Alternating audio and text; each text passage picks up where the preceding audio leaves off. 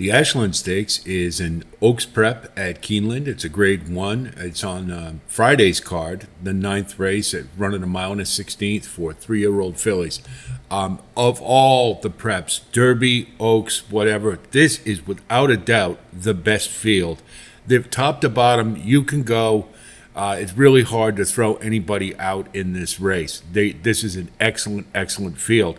You can see you've got Candied, who won the Alcibiades here last year. Just FYI, the Breeders' Cup Juvenile Fillies champion. Jody's Pride, who was an excellent second that day. Leslie's Rose, who's been running for Todd Pletcher.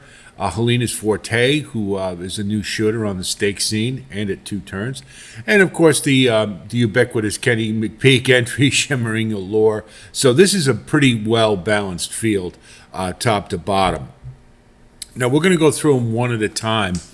And this is a race. There are a lot of ways to go. So we're going to have to just try to find a way to get some ROI out of this, and I'll allude to it as I go through them one-on-one. Standout Sensation tends to run up near the lead. The thing with her is, though, she needs the fractions to be kind of soft to be at her best. With the presence of Impel and Leslie's Rose, I don't think that that's going to set up for a good scenario for her. So this is a pretty good horse, and but I think the way Impel runs, she's kind of a need the lead type, so I don't suspect that they'll take her back to rate just because it's a stakes race. And Leslie's Rose, they're already trying to teach how to rate, but they'll be right off of. Impel should get the lead here, and I think that spells doom for a Standout Sensation.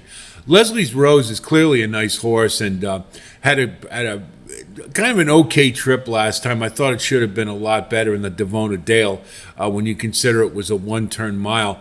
They're trying to teach her how to rate, apparently. That's no surprise with the Todd Pletcher horse. And her fractions were pretty soft if you look at how she ran for the first couple of calls. And her race prior to that, which was a more impressive effort, they were a little better on the front end, but not appreciably. So this is a horse that kind of needs to settle. In this race is probably going to be just off of Impel or maybe a little further back than that, 2 or 3 lengths back, and then comes with a run late. The problem is, in my opinion, that Impel was going to build such a tactical advantage, such a lead because of the way she runs. It's going to be awfully hard for Leslie's Rose to catch her. Moreover, you're going to get a short price on a scenario I'm not sure is optimum for Leslie's Rose. So that's why I'm throwing her out. If you want to use her and put her underneath, I wouldn't blame you at all. And I can say that for every horse in here. This is just the way I see the race. And hopefully, that what this will do is give you some insight as to the horses when you're putting together your own tickets, as we always do. But in particular in this one, I do want to make that clear. There are a lot of different ways to go. Impel has the benefit of recency. Last couple starts, particularly the last one, first around 2 turns, was very impressive. What I like about her in this race is her early turn of foot. There isn't a lot of it in here that can stay with her. That's really what it comes down to more than anything else. So I think she's going to be able to get on the lead and build an advantage from there and control the race. When you consider some of these horses, the more prominent ones are coming off the bench, or they're trying something different. Circumstantially, I think Impel has a lot of things going her way in this race, and I think she's the one to beat for those reasons. Just FYI, obviously this is a quality horse. It had about as good a progression as you can get at 2 years old. Got better with every single race.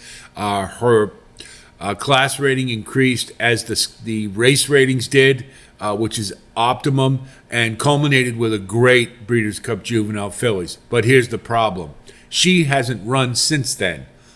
Moreover, now Bill Mott is obviously a great trainer, and if anybody could overcome that kind of layoff in a graded stakes race, it's him. He could get this horse ready. I have no doubt about it whatsoever. But here's why I'm tossing her.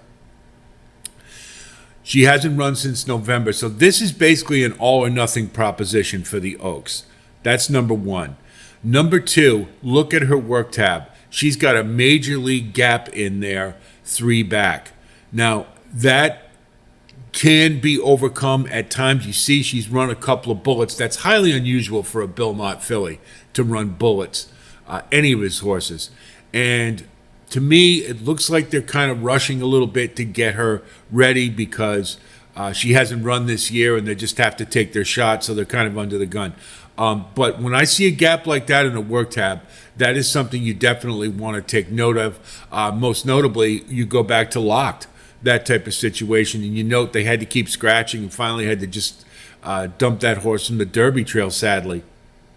So gaps in a work tab, particularly for a Bill Mott horse, are something you have to take seriously. So that gives me a reason to drop a horse who's going to be at very short odds. And again, in this race, we're looking to max out our ROI, so we're just going to take a stand against Just FYI for the reasons stated. If you want to use her, I don't blame you at all, and it would make perfect sense to me.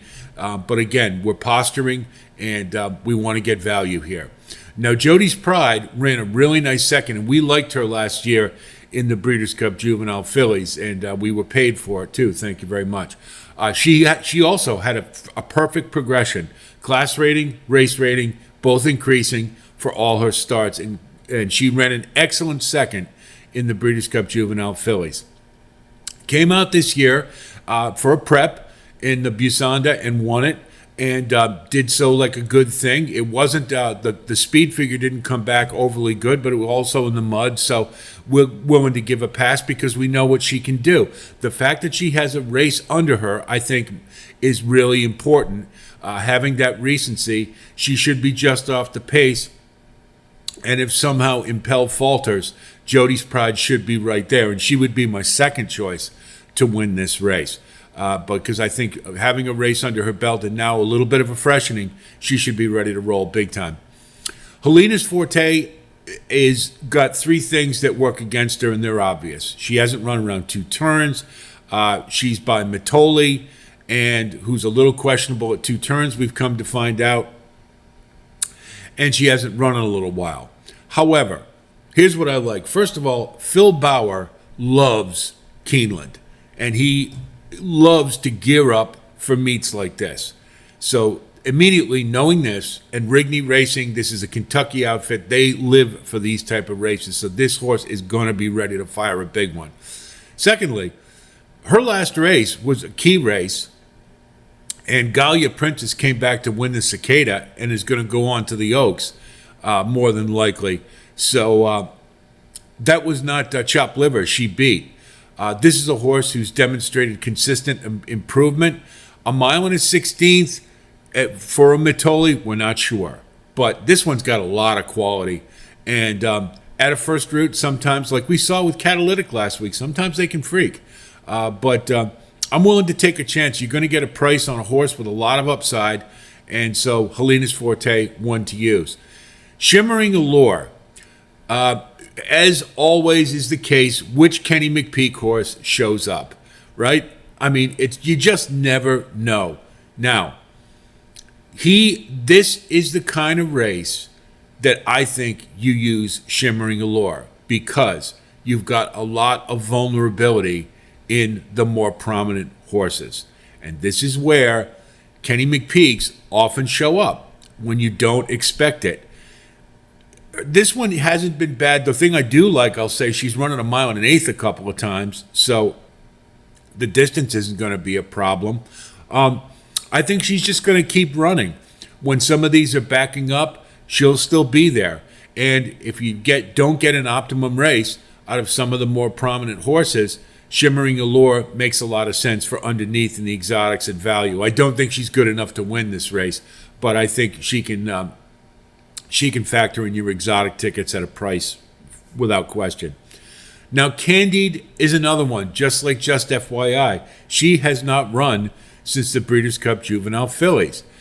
And more importantly, if we take note of all the prominent Todd Pletcher 2-year-olds coming back at 3, not one has run well off the bench. Not one of them. And I don't know what that is. That's a little surprising to me. It may be that we overrated some of them. But the second start, I think, would be fine. And Candied is a very quality horse, and I like Candied a lot as a horse. But I think it's a really tall order to go right into a great one after this long a layoff. We don't know also if she's progressed or grown since her 2-year-old year. We know she likes Keeneland. She is the lone closer. But as mentioned, I think tactically she's going to be at a disadvantage because I think Impel has an edge being on the front end. To me, Candied is good enough, certainly on class, to get underneath, as well as Just FYI. They can get up for third, maybe even second. But I just think there's a lot of things working against her right now. I like her chances to factor a little bit more than Just FYI because of the work tab is more stable and more solid. But I just think it's an awful lot to ask in a field that's pretty classy for her to come off the bench and win this race. So if we look at our wagering strategy, I like Impel. To me, is the one to beat here. For the value, I think Helena's forte. She should be sitting just off of Impel, and if she takes to the 2 turns, she's got the figures to tell you that she could be a very, very dangerous horse in this race. So we're going to box Impel and Jody's Pride is to me the logical 2 for the reasons stated. And then we're going to key box with Impel on top with 4, 5, and 8. Shimmering Allure throw in there for the value.